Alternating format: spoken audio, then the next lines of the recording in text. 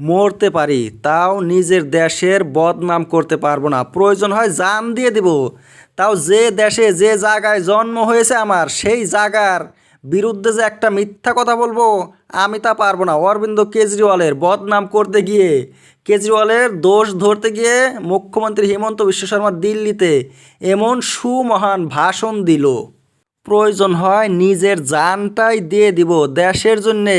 নিজের জীবনের কোনো মূল্য নাই, মৃত্যুবরণ করব, তাও নিজের দেশের বদনাম করার জন্য যে একটা মিথ্যা কথা মুখ দেয়া বের করব, তেমন লোক আমি নয়, বলল মুখ্যমন্ত্রী হিমন্ত বিশ্ব শর্মা দিল্লির বিধানসভা নির্বাচনের বিজেপির হয়ে প্রচার করতে গিয়ে।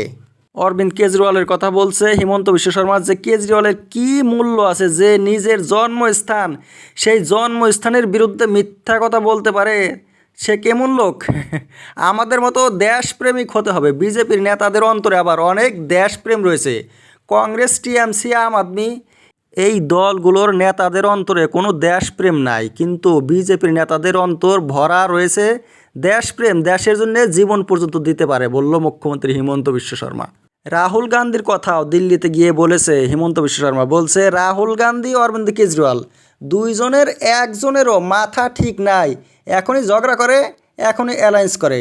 লোকসভা ইলেকশনের সময় দুই পার্টি মিলে এক পার্টি হয়ে করেছে রাজনীতি, কিন্তু এবার আলাদা হয়ে যাচ্ছে, কারণ এদের আসলে মাথা ঠিক নাই, বলছে মুখ্যমন্ত্রী হিমন্ত বিশ্ব শর্মা। হিমন্তর মাথা কোথায় ঠিক আছে? নীতিশ কুমার তো নরেন্দ্র মোদীর সাথে ছিল না লোকসভা ইলেকশনের সময়, কংগ্রেসের সাথে ছিল। সেই নীতিশ কুমার ঘুইরা গেল মোদির সাথে, তাহলে নীতিশের মাথা কোথায় ঠিক আছে? হিমন্ত বিশ্ব শর্মার যদি সাহস আছে নীতিশ কুমারকে এই কথা বলুক যে নীতিশ কুমারের মাথা ঠিক নাই। আর নাইডুও তো, চন্দ্রবাবু নাইডু বিজেপি ছেড়ে কংগ্রেসের সাথে এসেছিল, আবার কংগ্রেস ছেড়ে বিজেপিতে গিয়েছে, তাহলে তো নাইডুর মাথাও ঠিক নাই।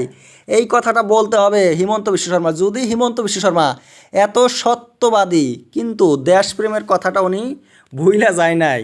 কয় মাস আগে ঝাড়খণ্ডে ইলেকশনের প্রচারে 4টা মাস কাটিয়ে দিয়েছে মুখ্যমন্ত্রী হিমন্ত বিশ্ব শর্মা। সেখানে দেশপ্রেমের কথাই বলেছিল, আমাদের অন্তর ভরা রয়েছে দেশপ্রেম, আমরা দেশের জন্য কাজ করব, আর যারা বিদেশি বাংলাদেশি তাদেরকে লাথি মাইরা মাইরা বিদেশে পাঠিয়ে দিব।